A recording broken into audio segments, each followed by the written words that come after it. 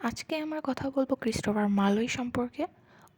তিনি জন্মগ্রহণ করেন 1564 সালে এবং মারা যান 1593 সালে। মাত্র 29 বছরের এই ছোট্ট জীবনে তিনি এমন কিছু নাটক ও কবিতা লিখে গিয়েছেন যা এখনও বিখ্যাত। তিনি মূলত এলিজাবেথান পিরিয়ডের একজন কবি। এলিজাবেথান পিরিয়ডকে আবার দ্য গোল্ডেন এজ নামেও অবহিত করা হয়। মার্লোই ছিলেন একজন ইউনিভার্সিটি উইট। মার্লোইকে the father of English tragedy নামেও অবহিত করা হয়। তিনি তার জীবনে মোট 6টি প্লে লিখেছেন, যা হলো Tamburlaine the great, doctor Faustus, Jew of Malta, Edward second, the massacre at Paris, Dido, queen of কার্থাজ।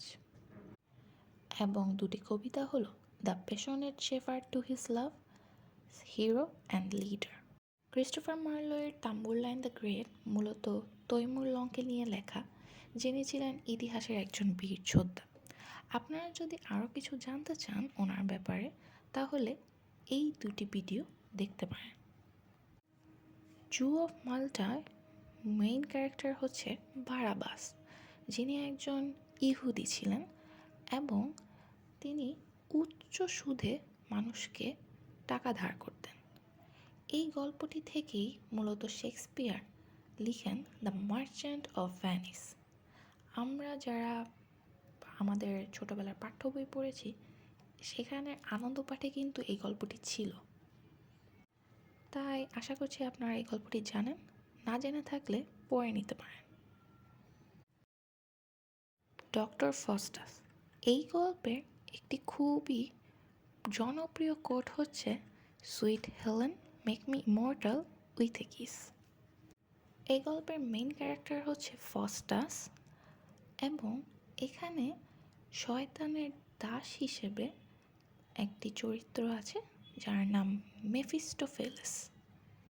এই গল্পটি যদি ছোট্ট করে বলি তাহলে বলবো, ডক্টর ফস্টাস অসীম জ্ঞান ও ক্ষমতা লাভের জন্য শয়তান লুসিফারের সাথে একটি চুক্তি করেন। চুক্তিটিতে বলা হয় 24 বছর পর লুসিফার তার আত্মা তার রাজ্যে নিয়ে যাবে এবং ফস্টাস লুসিফারের দাস হবে।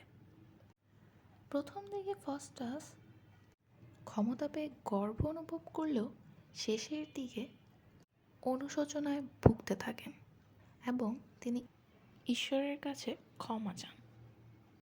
The passionate shepherd to his love, এই কবিতার একটি ফেমাস কোট হচ্ছে come live with me and be my love and we will all the pleasures prove.